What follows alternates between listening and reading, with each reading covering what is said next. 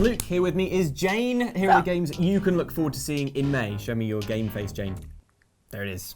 First up, Prey is the latest from Arcane Studios, the team behind Dishonored and Dishonored 2, and drops you into a space survival situation as you fight to escape shape-shifting alien beasties. Jane, are you psyched for Prey? How do I know you're not a mimic?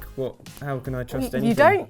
You can't. In fact, I never claimed I wasn't a mimic. I've been a mimic this whole time, if you'd only ever ask. Are you excited for Prey? Yeah, I am actually. It's going to be a good sci-fi horror month. You know, Alien Covenant's out soon, right? Not to get off topic immediately, on the horizon. Yeah, I'm going to be all about that sci-fi horror life coming up soon. I did like Dishonored. Sci-fi is my preferred, fictional milieu. So yeah, I'm hoping for something that marries that kind of gameplay. Although it's not really stealthy, is it? But it's still exploring. Not the way we'll play it. Yeah, well, yeah. Something that marries something a little bit like that gameplay with a sci-fi theme. So yeah. Well up for that. Looks promising. Does. Next up, Injustice 2 is the sequel to DC superhero/villain smash 'em up Injustice Gods Among Us, and features an alternate universe story involving Batman and pals working to restore society, having smashed Superman's iron-fisted regime in the first game. Although, let's be honest, you're mostly just here to see the Flash punch people into a dinosaur.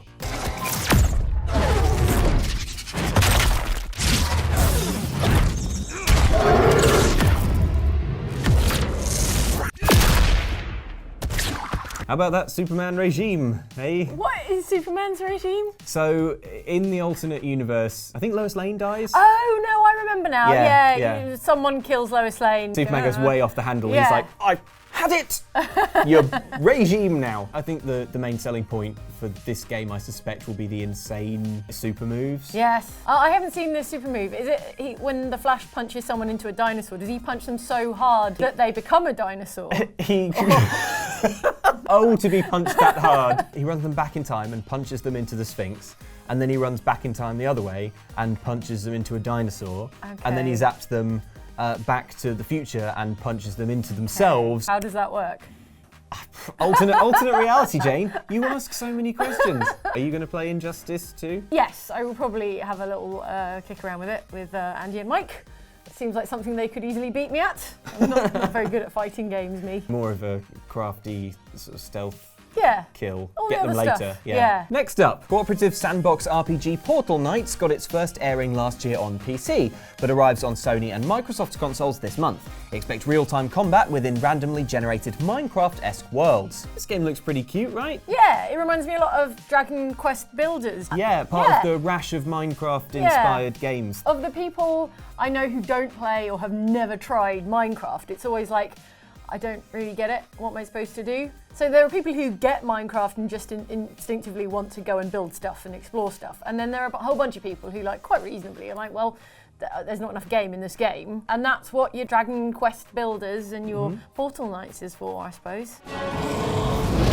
From Minecraft-esque to pure Minecraft, the phenomenally popular brick-busting game, first released in early form back in 2009, is now making its way to Nintendo's sparkly new console this month. Do you think that's enough Minecraft now? Do you think Minecraft's on enough things? Because it could always be on more things. My microwave is Minecraftless. Yeah, can't tragically Minecraftless. I wonder who hasn't played Minecraft who has a Switch. Is that a lot of people? I don't think it is a lot of people, but I feel like the Switch could be the perfect Minecraft vector. I know Minecraft came out on phones and tablets, but it wasn't very good on phones and tablets. Yeah, it's hard to play because of the touch controls. So I think Minecraft actually could be a really excellent revival game. For Minecraft. At last, the Minecraft fight back begins here, people. I could see people noodling around with Minecraft on the go. That sounds quite fun, actually. Meanwhile, Impact Winter is a resource management survival adventure that asks you to last 30 days in a frozen post-apocalyptic wilderness, assigning roles and foraging for materials in order to keep yourself and your band of survivors breathing. Now I remember what Impact Winter is, because for a second there,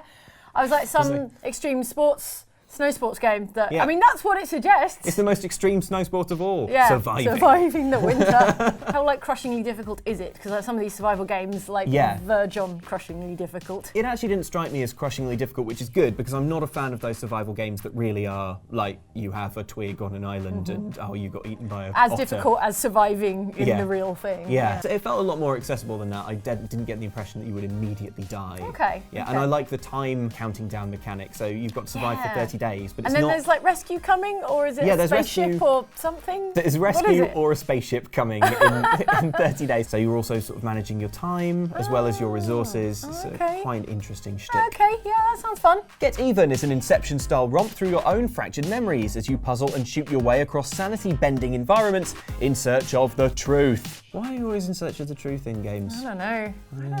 It better be good. It usually turns out to be finally bad get as it. well in the end. Yeah. It's like you didn't want Just the stop truth. looking. Let's stop the search for truth now. Don't look for the truth. We're on the payroll of the sinister corporation at the heart of Yeah, we Get are. Even, that I assume is at the heart of Get Even. Oh yeah, I don't know. there is a sinister corporation Oh, at I work. knew it. Yeah. I knew it. But there's like And a it's got- sci-fi technology layer, right? Yes. People are wearing like VR headsets. Yeah, or you're wearing something. VR headsets that take you back inside memories via photographs. It's high concept. I like it. It's a bit It's high different. concept, Yeah.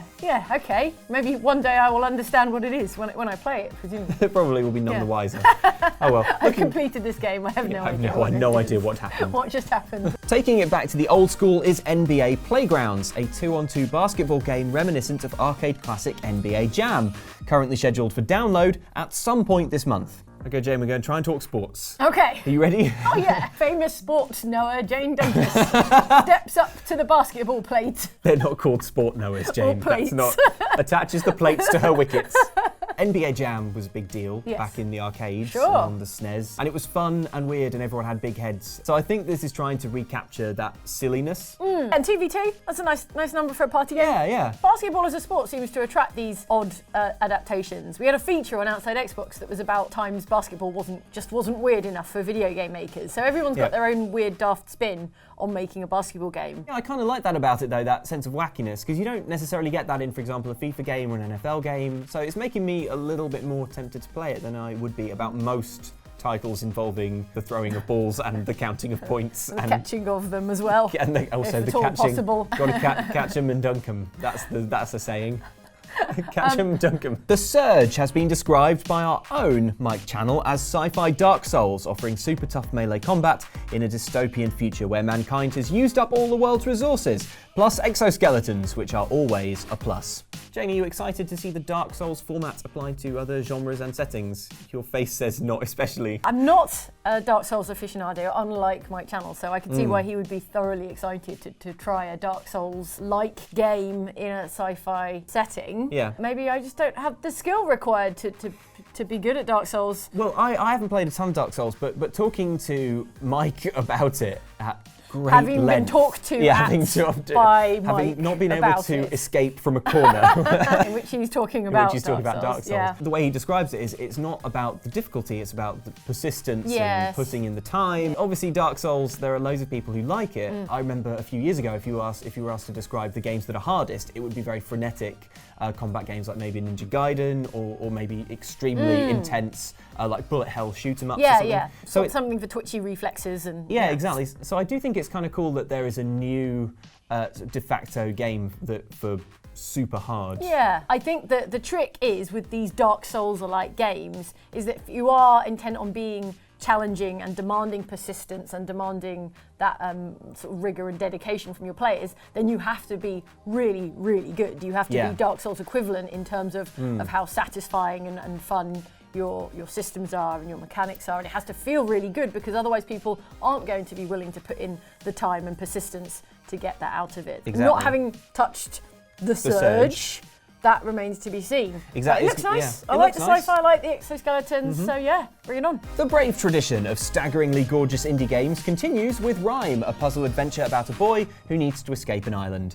It looks like Wind Waker, Jane. Yeah, it does. Sail made. So yeah. It does look gorgeous. I really like these kind of compact indie experiences stories. where you feel like you've got something complete out of them. The developer Tequila Works, they did some work, I think, on the visuals of the Sexy Brutale, which is a game that I know you guys have played. Yeah. Did that game look good? It looks amazing. I don't think it looks very much like Rime. They're very different and distinctive art styles, but maybe the fact that they are distinctive is the identifying thing, that they allow some artist to have a vision and express that. Well, it looks cool, and ultimately, yeah, it looks a bit like Wind Waker, so that's all I needed, really. Well, what do you want? And finally, grab 3 friends who know their dilithium crystals from their Jeffries tubes because VR co-op game Star Trek Bridge Crew is also out this month. We've played this, Jane, Yes. and how cool is it?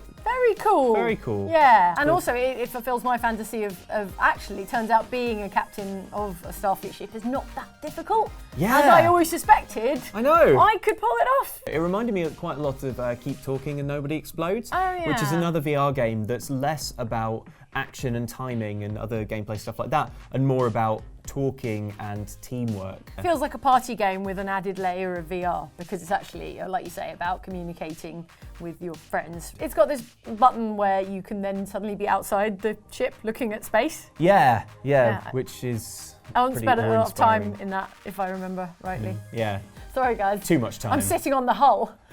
She's just got a picnic blanket out in the front of the Enterprise. So those are some of our picks of the coolest looking games out this month. If there's anything coming up in the next 30 days you think we should be playing, why not drop a note in the comments, and do please subscribe for more videos like this. Before we go, Jane, you've heard what's on offer? Yeah. What of the games that we've talked about are you most psyched for? Prey.